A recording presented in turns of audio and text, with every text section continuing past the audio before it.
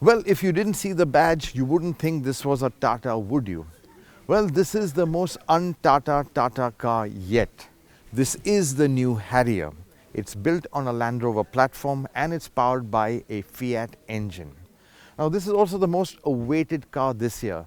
It created a lot of interest, even intrigue, when the concept was first shown at the Auto Expo. Now, a Tata on a Land Rover platform, that is a big deal. It gives the car instant pedigree and credibility.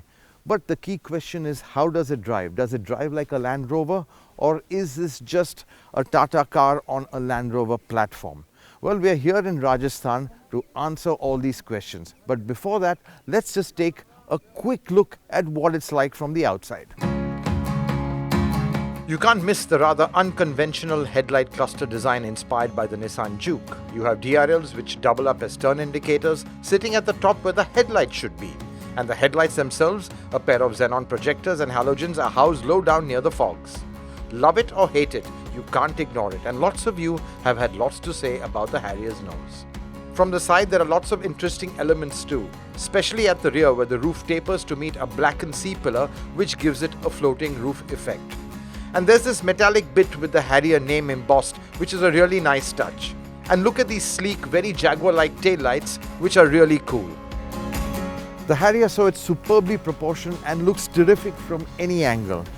But there's one thing that's a bit of a letdown, and it's these wheels. Small, 17 inches on this version. Well, Tata Motors wants a pretty high tire sidewall in the interest of ride comfort, but the wheel design, that's also a bit ordinary. But what you can do is, in the aftermarket, you can get the Discovery Sports 18 inches and just slap them on. It's a bolt-on fit. But what's the cabin like? Let's take a look. Now, Tata has really outdone itself with the Harrier's cabin. In fact, it's really hard to imagine you're in a Tata car. This little T is what gives it away. The materials chosen are absolutely top class, and I think what stands out is this wood, this mock wood veneer which looks so real. It gives a certain richness you don't expect in a car in this category.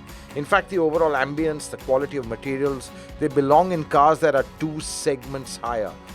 Lovely brushed chrome finishes. Look at this perforated bit over here, really looking good. Plastics feel rich, and even the fit and finish issues that have plagued Tata Motors over the years, they are very hard to find. A big talking point is this dual screen setup, an 8.8-inch touchscreen on the dashboard and a 7-inch screen that makes up part of the instrument cluster. Now, the main screen, it uses the latest version of Tata's touchscreen interface and gets Apple CarPlay and Android Auto. And what's nice here is that you can still access the car's native settings while either smartphone interface is still active. Now, I would have liked the screen to be a little bit more responsive and a little bit more contrasty or sharper, because in bright sunlight it picks up reflections and glare. Now, it's the second screen which is more interesting. It makes up about 2/3 of the instrument cluster and combines a digital tacho with a large fuel gauge and trip computer. It will also show you which drive mode you're in and even displays media and navigation info in a small box at the top. Overall, it's quite an impressive system for an SUV in this class.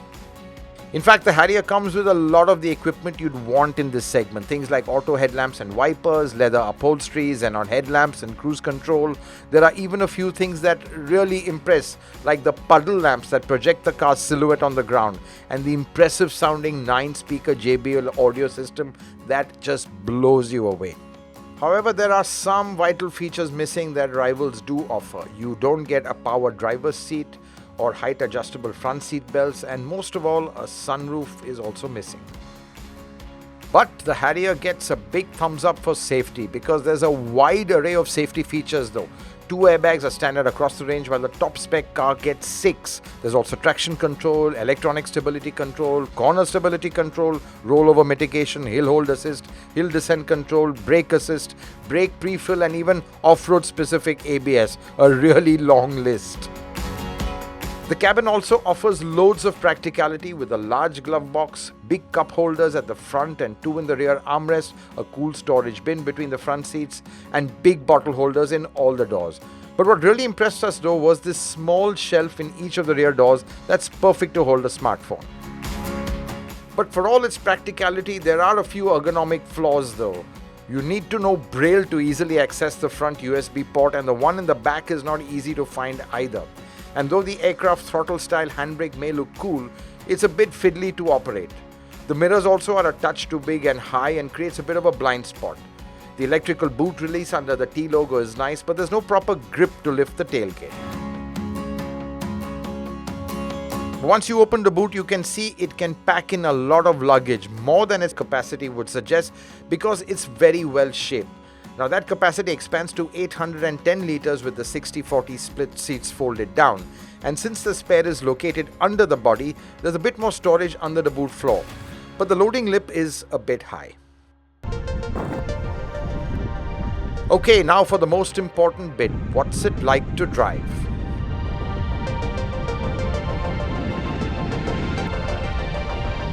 The Harrier is going to get just one engine and one transmission option at launch. There's no petrol, there's no automatic. The auto is going to come a year later.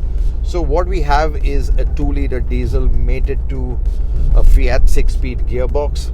Now it's the same engine transmission combo you get in the Jeep Compass. It's just that this engine is in a slightly lower state of tune. It's about 140 horsepower.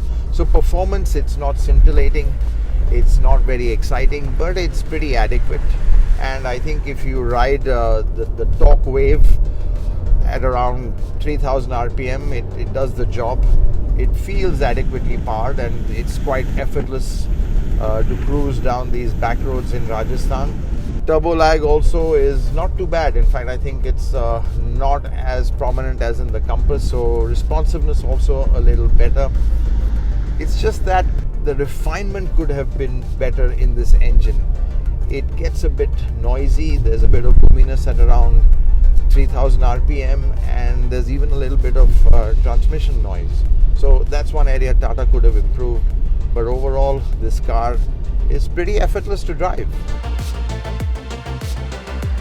Yes, the Harrier is surprisingly user-friendly for its size and weight, and I just love the light clutch and easy gear shift, which is nowhere near as heavy as in the Compass. But when you want to drive in a hurry, you wish the engine had a stronger top end. So if you drive enthusiastically, you will end up using Sport mode more often than not, though Eco mode works quite well at slow speeds.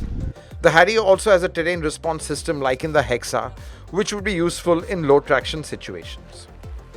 Now the Harrier doesn't get electric power steering or EPS, but gets the old school hydraulic steering. It feels a little heavy at parking speeds, but that heft translates into great confidence on the highway.